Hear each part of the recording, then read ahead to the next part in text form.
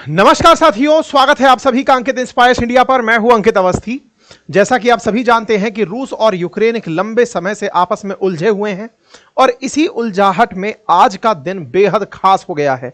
रूस पर अब तक के इतिहास से मतलब है कि रूस यूक्रेन वॉर जब से शुरू हुआ है तब का सबसे भीषण हमला हुआ है। रूस पर यूक्रेन के इस हमले ने रूस के लगभग 4 एयरबेस उड़ा दिए हैं और 40 एयरक्राफ्ट तबाह कर दिए हैं। ऐसी सुर्खियां फिलहाल निकल कर आ रही हैं। आपको याद होगा जेलेंस्की जब ट्रंप से मिले थे तब उन्होंने ट्रंप से यही कहा था कि आपकी हमें जरूरत है, अगर आप चाहते हैं कि आपके लिए हमें कुछ नेगोशिएशंस में डील देनी पड़े तो हम देंगे। और हुआ भी यही। जेलेंस्की और ट्रंप के बीच में जब नेगोशिएशंस हुए, ट्रंप इनके साथ निकल कर आए। आपको हो सकता है एक पल के लिए यह लगे कि ट्रंप ने आते ही काम करवा दिया। जी नहीं, मैं पहले ही कहानी का सार दे देता हूं और वो ये है कि इन महाशय ने 1.5 साल पहले आज के हमले की ट्रेनिंग की हुई थी या 1.5 साल पहले आज के हमले की तैयारी की थी और तब से यह लगातार चल रहा था। आप पूछेंगे ऐसा हुआ क्या है, तो आइए कुछ तस्वीरों से दिखाता हूं। आपके सामने ये कुछ तस्वीरें हैं जो इस समय आपको धुआं के रूप में दिखाई दे रही हैं। ये कुछ हेडलाइंस हैं जो बता रही हैं कि लगभग रूस को $2 बिलियन से भी ज्यादा, लगभग 17,000 करोड़ रुपए से भी ज्यादा का नुकसान हो चुका है।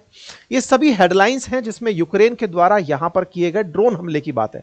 आपके दिमाग में प्रश्न आएगा, ऐसा कैसा ड्रोन हमला कर दिया इन्होंने जिसकी वजह से ये सारी चीजें हो रही हैं। तो आइए मैं आपके सामने कुछ तस्वीरें दिखाता हूं, उससे आप अंदाजा लगाएंगे कि यह हमला कैसा था। यहां पर आप तस्वीरों को और गहराई से देखेंगे तो आप पाएंगे कि यह कोई फाइटर जेट है।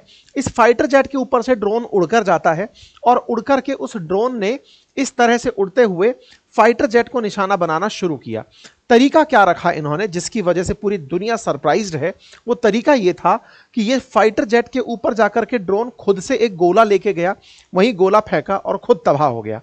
अब आप पूछेंगे कितने ड्रोन थे, कहां कहां फेंक दिए? कहा जा रहा है कि यूक्रेन की सीमा से रूस के अंदर 1800 किलोमीटर तक, कुछ अखबार तो यह कवर कर रहे हैं कि बॉर्डर से 4000 किलोमीटर की दूरी तक भी एयरबेस को निशाना बनाया गया है। फिर दूसरा सवाल बनेगा कि इतना दूर तक अगर निशाना बना रहा है तो यहां तक ड्रोन पहुंच कैसे गया? भाई बड़ा लॉजिकल सा सवाल है कि रूस और यूक्रेन की सीमा में यूक्रेन के पास ऐसा सामर्थ्य नहीं था कि वो अंदर घुस के हमला कर सके। ऐसे में इसने ड्रोन का सहारा लिया। लेकिन ड्रोन सीमा से 1800 किलोमीटर दूर कैसे जा सकता है? जैसे अभी भारत पाकिस्तान का जब कॉन्फ्लिक्ट हुआ था उस समय पर पाकिस्तानी ड्रोन भारत में आ रहे थे बॉर्डर से उड़ करके और हम उनको वहीं की वहीं उड़ा दे रहे थे। ऐसे में बड़ा सवाल यह है कि ऐसे कौन से ड्रोन आ गए जो 1800 किलोमीटर तक चल जा रहे हैं? तो आपको जानकर आश्चर्य होगा, इन लोगों ने इतने छोटे छोटे से ड्रोन उड़ाए थे। इतने छोटे से ड्रोन 1800 किलोमीटर तो जा नहीं सकते, तो फिर क्या था? इन्होंने भाई साहब तगड़ा कमाल किया। इन्होंने ये किया कि ट्रकों में भर के ड्रोन भेजे। ट्रकों में ड्रोन गए, उन ट्रकों के ड्रोन जो भर के गए थे वो ऊपर से छत खुल करके उसमें से ड्रोन निकले और निकल करके पूरी तरह जाकर के जहाजों पर गिरना शुरू कर दिए। अब आप पूछेंगे तो कोई फिल्मी सीन सा लग रहा है। बिल्कुल फिल्मी सीन है जिसको देखकर एक पल के लिए संभवतः आप लोग यकीन ना करें कि बॉर्डर से इतना दूर ओलन्या, इवानोना, डायागिलोव और बेलाया, ये बेलाया तो 4000 किलोमीटर दूर तक बताया जा रहा है यूक्रेन की सीमा से। इन सीमाओं तक जाकर के ये फाइटर जेट्स के ऊपर फटे थे। ठीक है, यहां पर तस्वीरें कुछ इस तरह से निकल कर आ रही हैं कि यूक्रेन से मतलब जो नजदीक थे और दूर तक भी थे, तो दूर तक इन्होंने 4000 किलोमीटर तक मार की है। ये कुछ डेटा निकल कर आ रहा है। अब आपके सामने कुछ वीडियो दिखाता हूं मैं। यहां पर कुछ ऐसा हो रहा है कि ये ड्रोन उड़ रहा है, यहां पर ये फाइटर जेट खड़ा है। असल में ये जो फाइटर जेट है ना, ये फाइटर जेट ना होकर बॉम्बर है। बॉम्बर से मतलब है ये बॉम्ब गिराने के काम आता था यूक्रेन के ऊपर। रूस इन्हीं बॉम्बर्स से जाकर यूक्रेन पर बॉम्ब गिराता था। इसने इन बॉम्बरों को ही उड़ा दिया। अब आप पूछेंगे कि भाई ऐसे बॉम्बर उड़ाने की खबर कितनी बड़ी खबर हो सकती है, मतलब कैसे कौन से वाले बॉम्बर मार गिराए जो हवाई जहाज थे? तो कहा जा रहा है कि यहां पर A-50, Tu-95 और Tu-22 नाम के जो बॉम्बर्स हैं ना उनको मार गिराया गया है। ये जो A-50 नाम का बॉम्बर है ये रूस के पास खुद ही 10 है संख्या में, मतलब ये बहुत ही उन्नत किस्म का है। रूस ने खुद भी इनको 10 की संख्या में बनाया हुआ है। इन बॉम्बर्स को, जो बॉम्बर्स जाकर रूस पर बॉम्ब गिराते और यूक्रेन पर बॉम्ब गिराते थे, उनको इन ड्रोन से मार गिराया गया है। ऐसी अपडेटेड जानकारी यहां पर आ रही है। आपके सामने यहां पर कुछ इस तरह की तस्वीरें आ रही हैं। अब आपके दिमाग में बहुत सारे प्रश्न खड़े हो गए होंगे। पहला प्रश्न तो यही कि भाई यूक्रेन से रूस तक ट्रक भी कैसे गया? क्या रूस की सिक्योरिटी एजेंसी फ्लॉप मार गई थी क्या? नंबर एक। नंबर दूसरा, ट्रक से ऑपरेट कौन कर रहा था? अगर ट्रक से ड्रोन निकलकर जा रहा है हवा में उड़ते हुए एयरफील्ड पर जाकर गिरने के लिए, तो ऑपरेट कौन कर रहा था? और तीसरा, रूस की इतनी बड़ी सुरक्षा एजेंसी के बारे में हम कहते हैं कि इनके पास S-400 है, 300 है, 500 है, वो सब क्या कर रहे थे? एक एक करके सारों का जवाब सुनते हैं। नंबर 1, इन्होंने ट्रक को स्मगलिंग करके अंदर पहुंचाया था। अब आप पूछेंगे क्या रूस के अंदर स्मगलिंग? जी हां, करप्ट हर देश के अंदर लोग होते हैं, देशद्रोही हर देश के अंदर होते हैं। ऐसे ही रूस के कुछ लोगों को इन्होंने रिश्वत देकर के या किसी भी तरीके से पिछले 1.5 सालों से एक एक करके सामान को अंदर पहुंचाया था, अंदर पहुंचाया। नंबर दूसरा काम, ट्रकों को इस प्रकार से सिखाया गया था कि यहां से उड़ने वाले ड्रोन पूरी तरह आर्टिफिशियल इंटेलिजेंस से निकलकर जा रहे थे। ये सारे के सारे ड्रोन दूर से ऑर्डर पा रहे थे, इनको ऑर्डर दिया जा रहा था, इनको अगर कोई चेक करता तो ट्रक के अंदर ही इन्हें फ्लैट बॉक्सेस में भरकर रखा हुआ था। यानी ऊपर से देखकर आप अंदाजा ये नहीं लगा सकते कि अंदर से ड्रोन निकलकर आएगा, और वो ड्रोन अपने अंदर बारूद भरकर ले जा रहा था। तो स्मगलिंग करके अंदर तक ट्रकों को पहुंचाया, ट्रकों से ड्रोन निकल करके एआई टेक्नोलॉजी के माध्यम से, आर्टिफिशियल इंटेलिजेंस के माध्यम से जाकर के बेसिस को नुकसान पहुंचाई। तीसरा सबसे जो इंपॉर्टेंट पार्ट है वो ये कि उन ट्रकों का क्या हुआ? वो ट्रक आत्मघाती ट्रक थे। आत्मघाती से मतलब इनके ड्रोन निकले, उसके बाद खुद से खुद को आग लगा लिए और ट्रक वहीं की वहीं स्वाहा हो गए। तो आज मैं आपको वो तस्वीरें भी दिखाऊंगा जहां पर ट्रक तबाह हुए दिख रहे हैं। तो देखो, ये तो सारे बॉम्बर्स में आग लगती हुई है जो दूर से आपको दिखाई दे रही है तस्वीरों के अंदर कि किस तरह से एयर बेसिस पर आग लगी पड़ी है। ठीक है, यहां पर जैसे ये बॉम्बर है, इसके ऊपर ड्रोन जा रहा है, ड्रोन जाकर के बिल्कुल नजदीक जाकर के इसी में फट जा रहा है। तो इस तरह से यहां पर आप कीव इनसाइडर का देख सकते हैं कि क्या हुआ है। और यह काम करने में कोई और नहीं, यूक्रेन की फोर्सेस ने ही काम किया है। देखिए, ये यूक्रेन के द्वारा ही सारा काम किया गया है। इस तरह से इनके बॉम्बर्स को नुकसान पहुंचाया गया। किसी भी देश के लिए, विशेष रूप से रूस जैसे देश के लिए, जो दुनिया में इस बात के लिए अपनी पहचान बनाता है कि उसकी खुफिया एजेंसी सबसे ज्यादा तेज है। नंबर दूसरा, क्योंकि पुतिन खुद खुफिया सर्विसेज में नौकरी कर चुके हैं। दूसरा, उनका इंटरनल डिफेंस सिस्टम बहुत मजबूत है, ड्रोन हमलों को वो काउंटर कर सकते हैं। सोचिए, एयरबेस के बाहर ले जाकर ट्रक खड़ा किया गया, ट्रक से ड्रोन निकलकर गया और एयरबेस के अंदर जाकर के बमगोले फोड़ दिया। यह दुनिया के लिए एक बहुत बड़ी चिंता का विषय भी बन चुका है। अब दुनिया भर में जितने भी एयरबेसेस हैं, वो इस घटना के बाद में, क्योंकि जैसे पहले पेजर हमला जब हुआ था, उस पेजर हमले ने पूरी दुनिया को चौंका दिया था, हिजबुल्लाह के ऊपर जो पेजर हमला इजराइल ने किया था, ऐसे ही यूक्रेन ने यह वाला हमला करके दुनिया को चौंका दिया है। किसी ने नहीं सोचा था कि ड्रोन का उपयोग ऐसे हो सकता है। यूक्रेन की एक यूनिट है जिसका नाम है SBU ऑपरेशन, उसने इस घटना का नाम WEB वेब ऑपरेशन नाम दिया था। और इस वेब ऑपरेशन में इनका मानना है कि 41 हमने रशियन जो एयरक्राफ्ट हैं उनको आज मार गिराया है। जेलेंस्की खुद इस मिशन को लंबे समय से ऑर्गेनाइज कर रहे थे। अब देखिए, मतलब इसकी पूरी प्लानिंग जेलेंस्की के द्वारा की जा रही थी। यहां पर ये ट्रक की तस्वीरें दिखाई गई हैं। ट्रक के अंदर का भाव कुछ इस तरह से है। आप ट्रक में जब अंदर घुसेंगे तो आपको ये केवल और केवल अंदर से खाली ट्रक दिखेगा। उसमें कुछ इस तरह के बॉक्सेस लगे हुए हैं। इन बॉक्सेस के ऊपर से ढक्कन हटता है और उनके अंदर इस तरह से ड्रम रखे मिलते हैं। ये जो यहां से ऊपर के स्लाइड्स हटने वाली चीज भी थी, ये हटने वाला जो काम है ये भी मोबाइल ऑपरेटेड था, दूर से ऑपरेट किया जा रहा था। यहां से ये खुलते और इनमें से ड्रोन निकलते। आप विचार करिए कितने किलोमीटर दूर से यूक्रेन इन कठिन परिस्थितियों में भी इस पूरी घटना को अंजाम देने का ट्राई कर रहा था।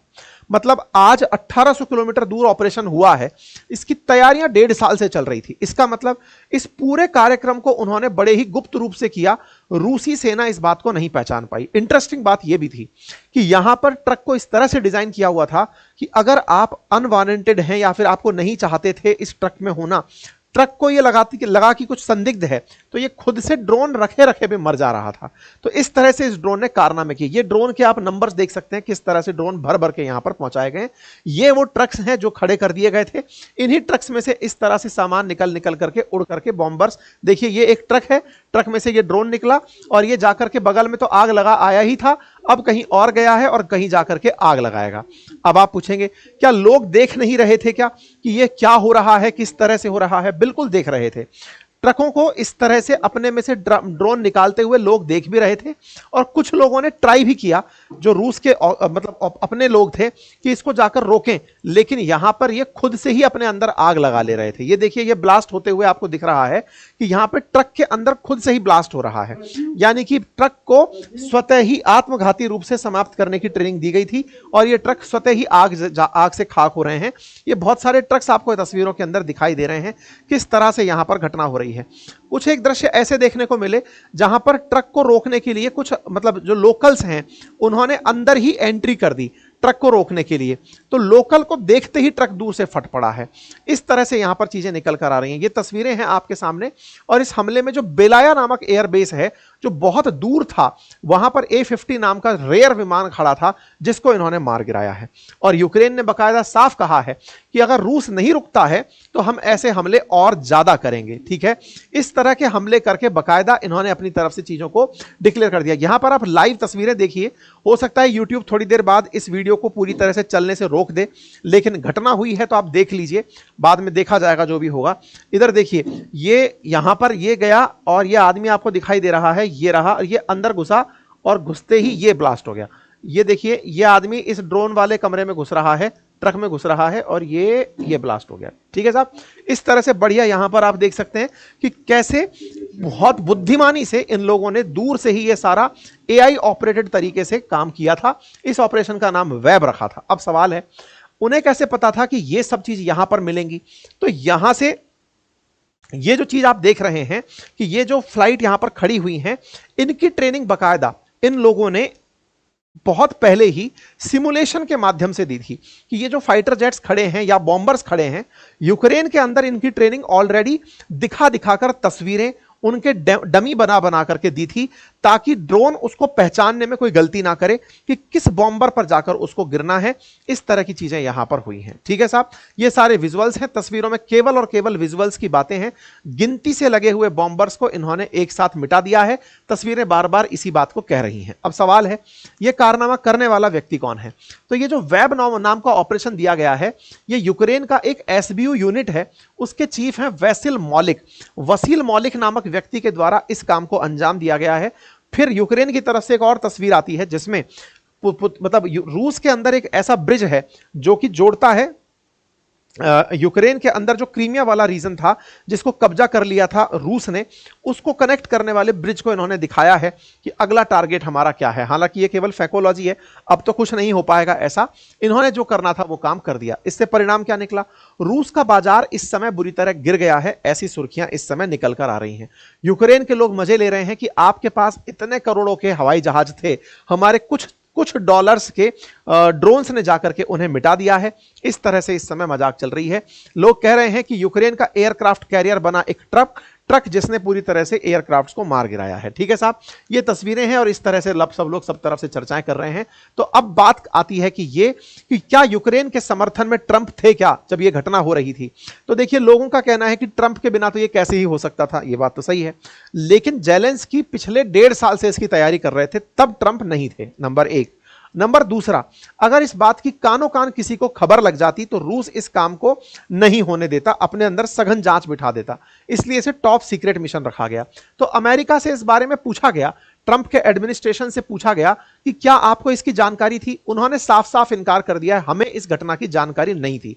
वहीं यूक्रेन से पूछा जा रहा है, उन्होंने कहा था हमने बताया था। अब देखना होगा कि ट्रंप इस बात से इनकार करके यूक्रेन पर आगे आने वाले समय में जो कहर बरपने वाला है उससे अपने आप को दूर रख पाएंगे या नहीं, यह देखने का विषय होगा।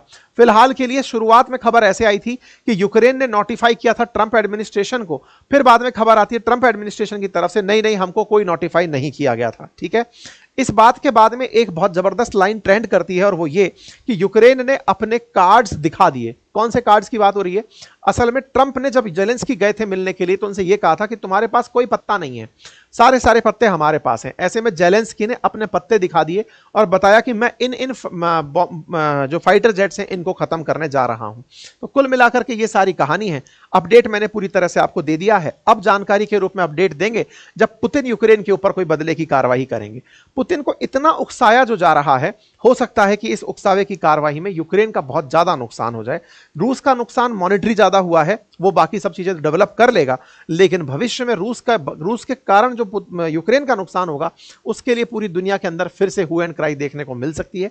फिलहाल के लिए खबरें आ रही हैं कि पुतिन की तरफ से यानी कि रूस की तरफ से बैलिस्टिक मिसाइल्स यूक्रेन के अंदर चला दी गई हैं, उसके बारे में ज्यादा कुछ नहीं कहा जा सकता। इस बीच में जो इस्तांबुल है, टर्की है, वहां पर रशिया यूक्रेन के बीच में शांति वार्ता के लिए जो कि पहले से प्रस्तावित थी उसके लिए लोग भी पहुंच रहे हैं।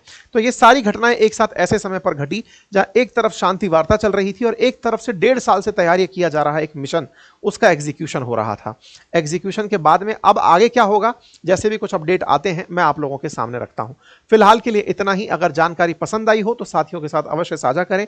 चैनल पर नए हैं तो चैनल को सब्सक्राइब कर लें, क्योंकि भविष्य में इसके और अपडेट्स मैं आपको देता रहूंगा। साथियों, चूंकि ये सेशन थोड़ी ही देर में YouTube द्वारा रेस्ट्रिक्ट कर दिया जाएगा, क्योंकि मैंने इसमें आपको कुछ लाइव बॉम्ब चलाते हुए दिखाए हैं जो YouTube पॉलिसी के हिसाब से शायद ठीक नहीं है।